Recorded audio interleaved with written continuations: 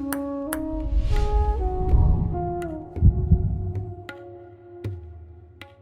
topic is about certain spurious entities. So these are usually NGOs or a set of people who exist typically to start a crusade against one particular aspect of Hinduism. So it might be a festival, it might be an event of that sort. For example, we've seen people complain that air pollution magically appears during Diwali every year and then ceases to exist for the rest of the year. There is one group which devotes its time specifically to something like that. And then we have another group, for example, which says, which under the guise of animal rights and animal preventing animal cruelty appears only during certain times of the year.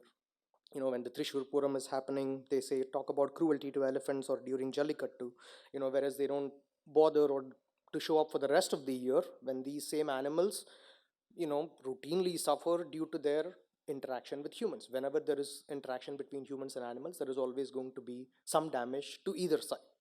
Most of the times they are on the receiving end.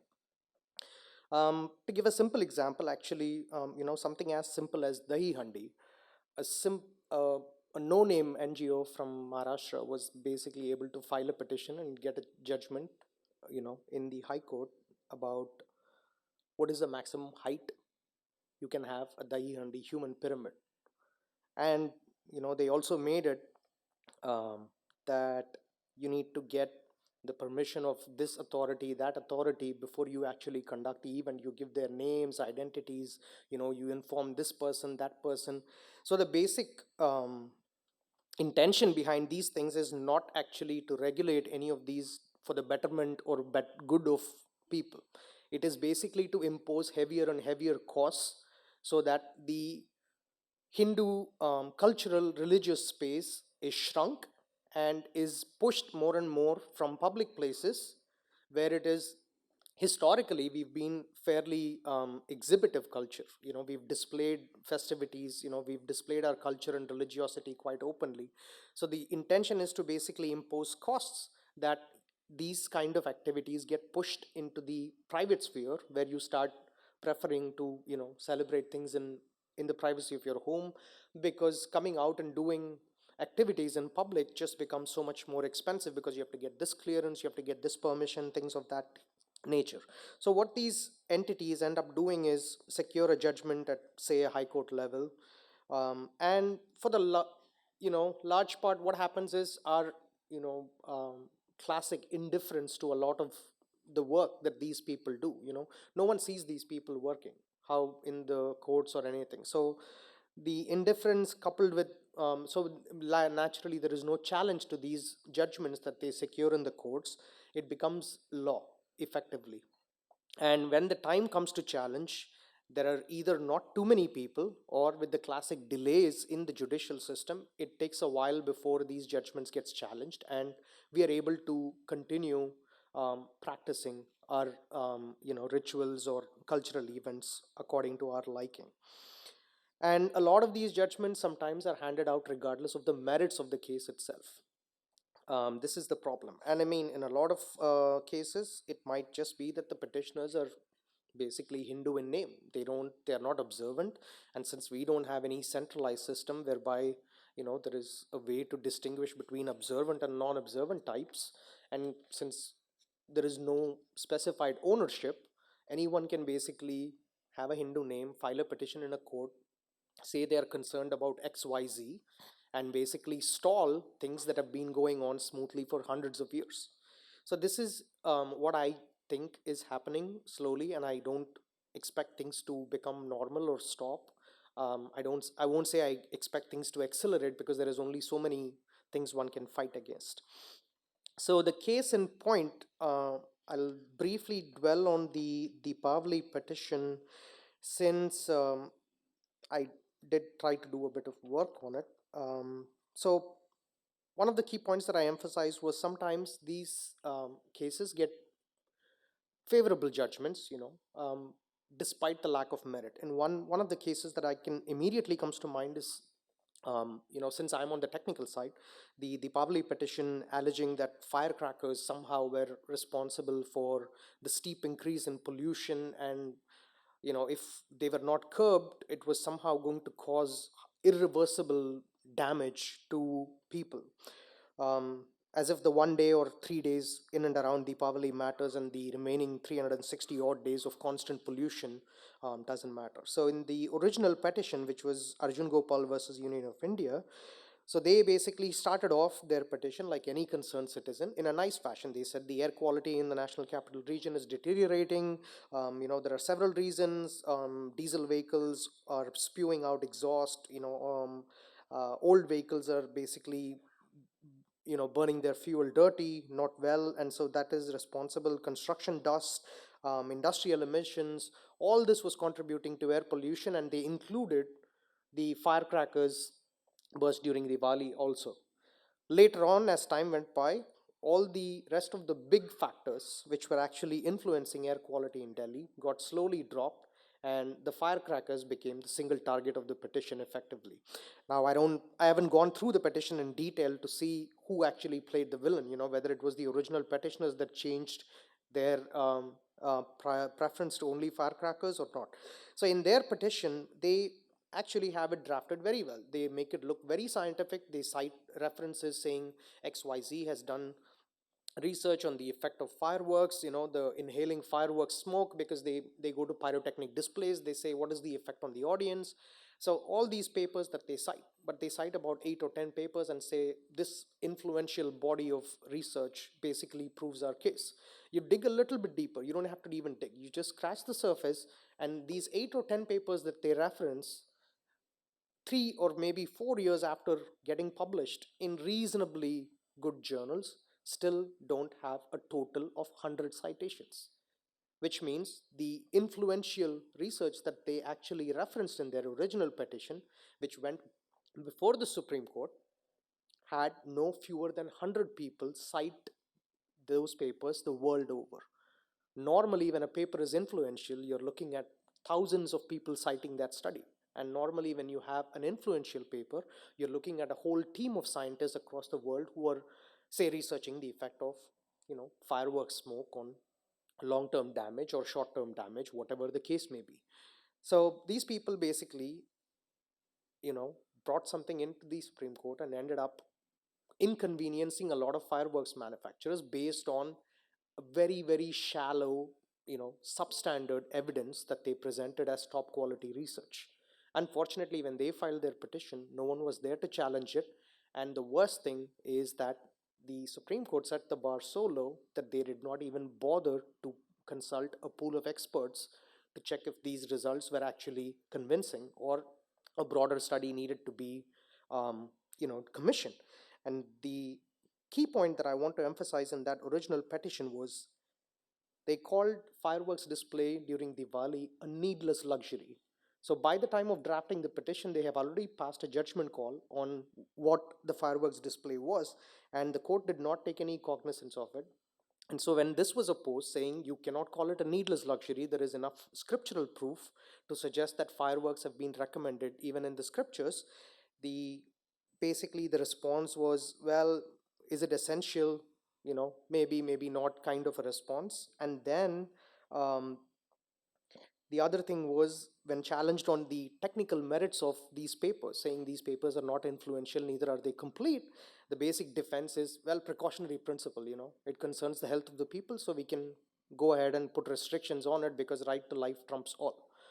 When it is proven, even by CPCB's own pollution control own report, that fireworks don't even contribute that much to the overall pollution in the capital city area, the only thing they do is probably push the air quality from bad to worse, or from worse to worst. So it only tips things over the edge. It rarely does contribute single-handedly. And there was no quantification of any of the amounts. They didn't say that fireworks are responsible for 40% of the pollution. Now, no such studies were commissioned during this. And the worst thing about the case itself was that they basically took the NCR region, which is meteorologically unique in the sense that in winters there is quite a bit of inversion that happens, which means things don't mix very well in the air and get diluted. So what goes up from the ground basically stays very close to the ground, and that's what creates these smogs. You cannot expect the same kind of conditions, say in a coastal city in India, where there may be a stiff breeze that will dilute all the pollutants. And so they managed to basically say or convince the court that they have to restrict firecrackers because they pose a very, very bad health hazard. So this is one of the issues with the firecracker ban. And to go into the statistics, actually, so the the US alone consumes about 125,000 tons of firecrackers a year. Assuming even India consumes the same amount, it hardly amounts to nothing per individual.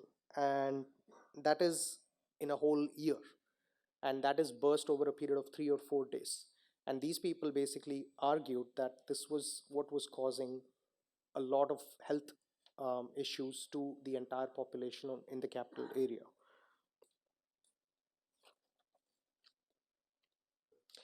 So, on the basis of this flimsy evidence, what they ended up doing was restrict the religious freedom of mainly one religious group. And what is more atrocious was the Board of Education basically sending out circulars and pushing their teachers to basically educate the kids about the dangers of bursting firecrackers. And they were doing it specifically in and around Diwali time. They weren't doing it around New Year or any other time when firecrackers are also used. But then, at this time, we already know that firecrackers are pretty much synonymous with Deepavali and not with other festivities, at least in India.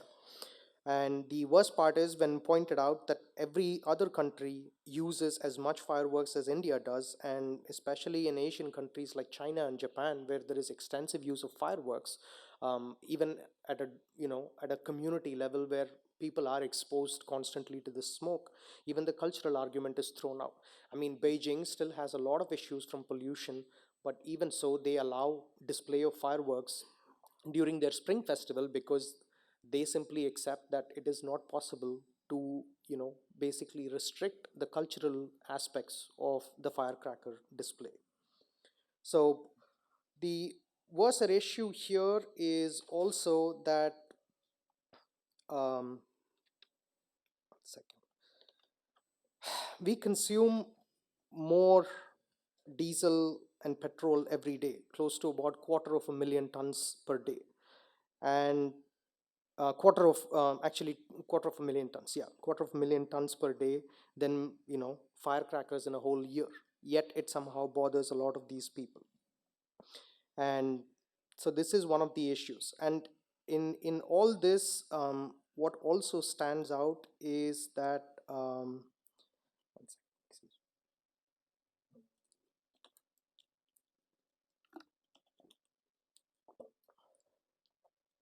So we are also kind of indifferent when it comes to aspects of pollution, on other days. So in Delhi alone, there is an estimate that 2 to 3% of municipal solid waste is burnt. That is in one city. And in the whole of India, that amounts to several hundred tons of solid waste that is being burnt. And unlike these fireworks, which are basically um, emitting pretty much the usual culprits, nitrogen oxide, sulfur oxides, these solid wastes that are burnt along with plastic are pretty much going to emit highly toxic carcinogenic organic vapors, which are more harmful than the emissions that you would come from firecracker bursting. So it seems that overall, there is not much of a concern by people um, about these issues. Um, so what happens is that we are typically bothered about when pollution is used as a reason to intrude into our religious space, but at the same time we also don't raise a voice when it actually happens all the time. And what I'm basically saying is that we should voice it both times.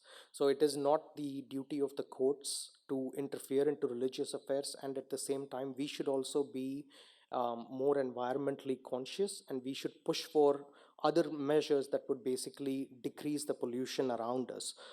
um, for example, one thing that voluntarily what Hindus can do is that realize about the effects of pollution in general, and we can mitigate it at the community level. That doesn't mean giving up on fireworks, for example. We can be responsible about it. And at the same time, we also have to litigate at every individual level and make sure we show force, because it is only by a collective show of force that you can make people listen to what you have to say. Um, if we don't, and with this, especially with this kind of petition like the Diwali petition, there were hardly any people who opposed it. Everyone more or less seemed to agree with it, saying that it is okay if, in the name of pollution, you basically restrict the religious freedoms of a community. But the same people weren't bothered about other forms of pollution. So we need to show more strength in these cases. So what I've already started seeing tweets about how burning old stuff during Bogi or Lori is already contributing to, air pollution. So to sum up, basically, it's nobody's case, that some of our festivals will have negative externalities. I mean, if you burn something, it is going to generate smoke. It is not, it is a no-brainer, so to speak. And at the same time, we also have to realize that as a very old civilization and culture, we also do care a lot for our environment. We have done historically.